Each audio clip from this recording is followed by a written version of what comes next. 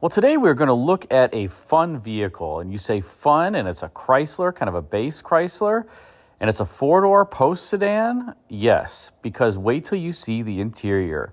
This 1975 Chrysler Newport Custom has the optional Highlander interior that somebody paid the equivalent of $50 for, about $350, $400 today. And let me say, it makes the car because it's pretty sweet.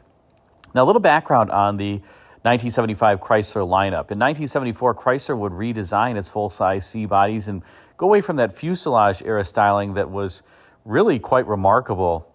And I have to say, I think that the 1974, 1975s, and these would run all the way through 1978. In some ways, they were a bit of a regressive step from a styling perspective. I did still like the New Yorker Brougham of the later years, the 1974 Imperial with that waterfall grille. But these cars became much more slab-sided and kind of embraced the so-called sheer look that General Motors would embrace, beginning with the 1976 Seville and then the 1977 Caprice. Did so a little bit earlier, and they did so on a bigger chassis, the bigger C-body. And I think that that was a challenge for Chrysler, admittedly, during this time frame. And there were admittedly some other challenges as well for this particular generation Chrysler car. This big car that rode atop 124-inch wheelbase, when it was introduced in 1974, Chrysler was still espousing the philosophy that it did not want to produce any smaller vehicles. It would only have full-size cars. Now, for 1975, that would change and change completely, much to Chrysler's, I would say, success. And they would introduce the Cordoba in 1975. But before that, Chrysler division had really refused to sell smaller cars. And of course, in 1973, with the OPEC oil embargo, well, with gasoline prices spiking, Chrysler division sales just took a tremendous nosedive until the Cordoba really helped them recover and recover quite significantly. Now, as we transition to this front three-quarter view, bear in mind that this is kind of one level up from the bottom of the full-size Chrysler lineup. This is a Newport Custom. So you do get a little bit of extra things with the Newport Custom, which we'll talk about. Now, up front, one thing that Chrysler always did was the grills on the Chryslers during this era were genuine die-cast metal pieces. And I think Chrysler owners bristled at the fact that Cadillac owners, as an example, in some cases Lincoln owners, and then owners of other vehicles, Ford, Mercury, and pretty much all the rest of the GM vehicles, had plastic grills up front. And they looked good. The plastic grills looked pretty good. But if you had a stone or a bird that hit the grill, well, now you were looking at a new grill. And if you had your Chrysler, you just kept motoring on. You can see here the distinctive kind of slab-sided forms that I was mentioning. Although notice you do have, we were talking about in the interview with Len Casillo and Oldsmobile, you do have a lower skeg line here that starts all the way up at the front bumper and then continues down. And then notice how it kind of kinks downward on the rear door. Now, on the more expensive vehicles that had the fender skirt, that skeg would continue into the fender skirt. Here, it's kind of a lost line, if you will, because this Newport Custom is missing that fender skirt, but it adds a little bit of gesture to the overall car. And I must say one other thing that Chrysler did pretty well during this era was that they, I think of anybody, the 5-mile-an-hour bumpers were pretty good looking on most Chryslers. You notice they're pretty close to the body, and they don't sit all that far away, although Chrysler did in some cases have supersized bumper guards like you see here. I do think they did a better job with overall bumper fitment. Now, the front end has this kind of prow on the hood that fillet, and then you have the raised section in the middle, kind of similar to a Lincoln or a Cadillac. So you have some of these similar cues across luxury cars there. And when we get to the back, you're going to see these vertical tail lamps on this Newport Custom as well. But for now, we'll rotate to the side view, and you can see what I mean about this being very slab-sided. This car is almost Ford-like, I would say, in some ways. Very flat fender, very flat quarter, flat belt line. Yeah, not a heck of a lot of style to this vehicle or a lot of complicated surfacing, and it's too bad because these cars were designed under the same design team that did the fuselage-era cars, which I think were absolutely gorgeous. I don't think there's a bad fuselage-era Chrysler, to be honest. This is kind of take it or leave it. This kind of looks frumpy and older, and that was Chrysler's clientele. You'll notice that the greenhouse and the daylight opening here, there's a lot of glass. And Chryslers generally had more headroom than other competitive makes because they had older clientele who was still wearing hats. And yes, that was a criteria that there would be enough room for a hat in your Chrysler. And it kind of gives the car this upright greenhouse, and it almost looks like the glass area is too large, the belt line a little bit too low, especially because the quarter kind of kicks up there at the C-pillar versus the rear door and where the glass stops. So it's just kind of an interesting looking vehicle, but that's one of the reasons, again, why you saw Chryslers have a higher roof line, which kind of lent itself to a little bit more awkward styling, I think, in some cases. You can also see that very pronounced skeg line that I was mentioning before and how it continues down the length of the vehicle and then kind of kinks downward, almost like a swage line or an S line on the lower portion of the car. And it really is missing the fender skirt. That would complete the look. Imagine this visually. I'll put a picture of a New Yorker with the fender skirt, and you can see what I mean. It just kind of completes the look of the car. And without it, it just doesn't look quite right, I would say. Oh, well. Now, as we rotate to the rear of this car, you notice that the Newport Custom here has these vertical style tail lamps that were also used on the Newport. This would be the last year where the Newport Custom would have these vertical style tail lamps. And then in 1976, the Newport Custom would get the horizontally oriented tail lamps from the 1975 New Yorker Brougham. And then the New Yorker Brougham would inherit really the rear end look of the Imperial. 1974 and 1975 were the only years of the Imperial of this particular body style. They had the vertical lamps, and then Chrysler eliminated the Imperial name from the lineup until 1981 when it was resurrected again. But it allowed the Newport Custom to have a little bit different look in the rear. But again, for the 1975 model year, the Newport and the Newport Custom both had this vertically oriented lamp out back. I have to say, one of the things I'm surprised by is that the reverse lights are embedded in the bumper.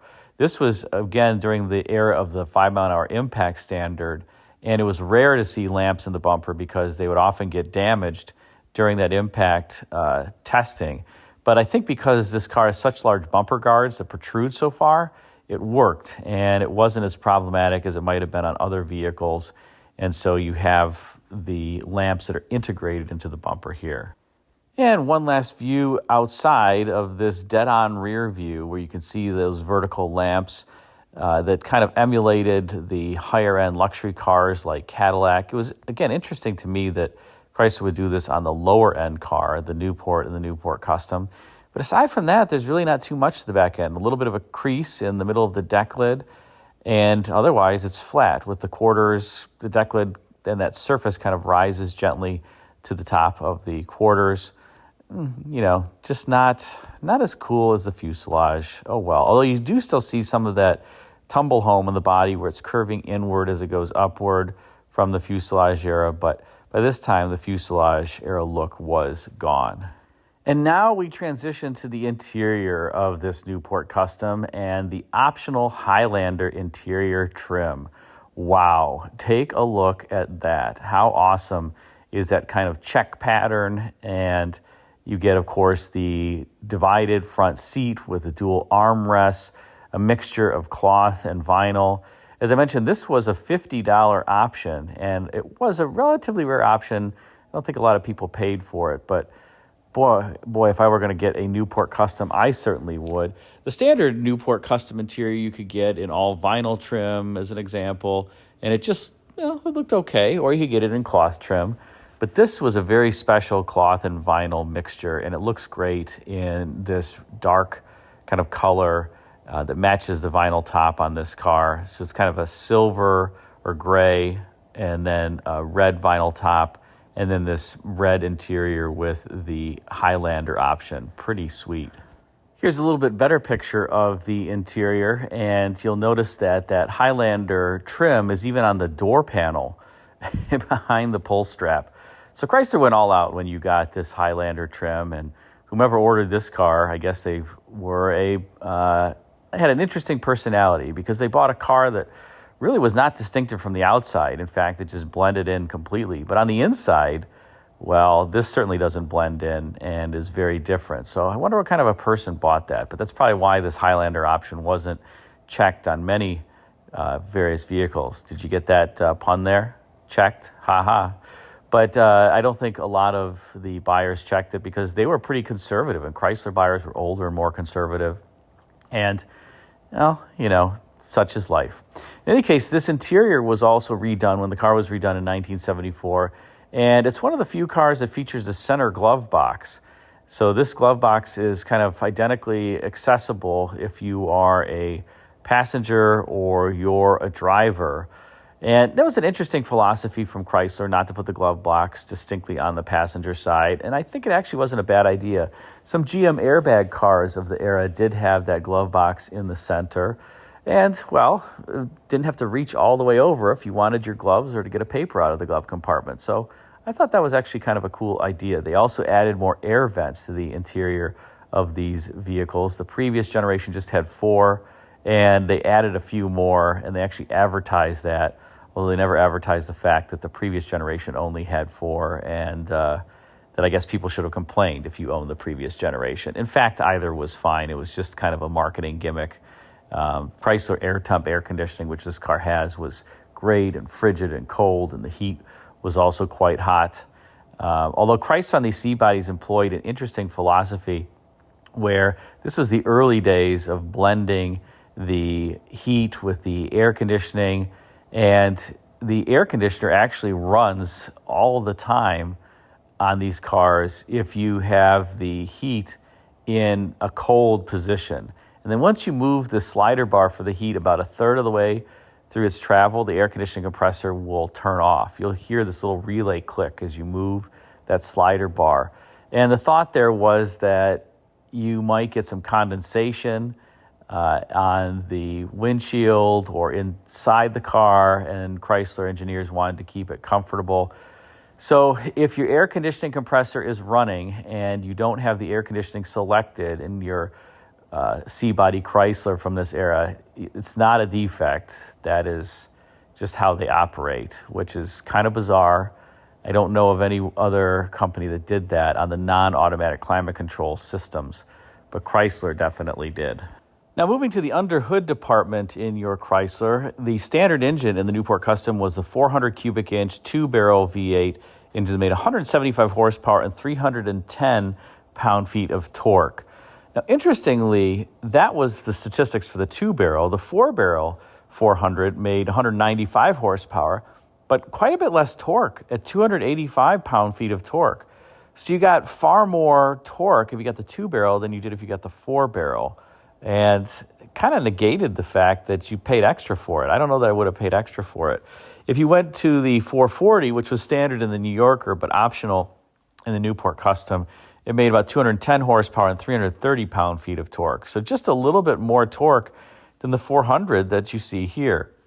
Now, Chrysler did have a number of standard features on its V8s during this time frame. This is slightly before the lean burn era, thankfully.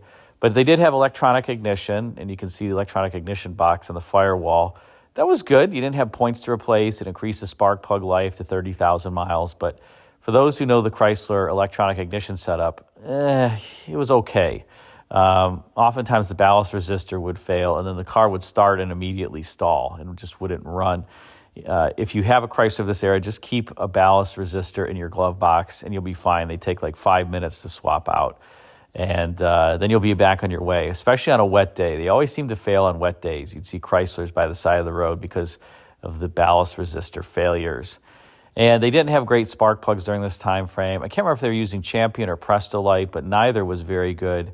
And I'll tell you from experience, the first thing I do when I buy a Chrysler of this era, and this will sound sacrilege to the Mopar fans, I put AC Delco copper spark plugs in it. And the car runs infinitely better. Oftentimes there's Champion plugs in there. And I just have to tell you, it runs way better on AC Delco plugs. Instant starts, no problems. That's my best tip. And good luck doing a tune-up on these Chryslers. They are a bear. I found the best way to tune them up is from the underside. Otherwise, it's a blind job from the top with limited room, particularly on the driver's side with the power steering box there and everything.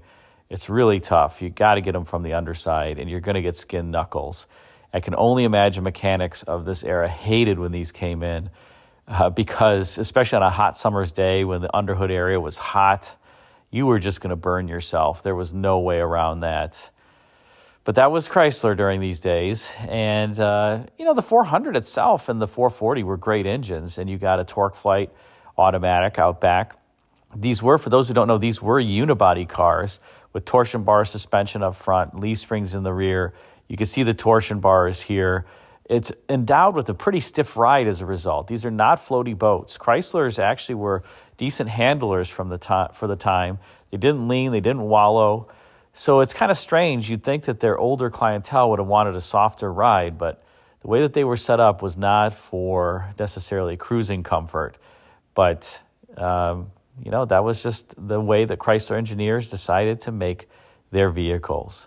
So what do you think about this Newport Custom with the Highlander interior? Put a comment in the comment section and let me know. Thanks again for watching.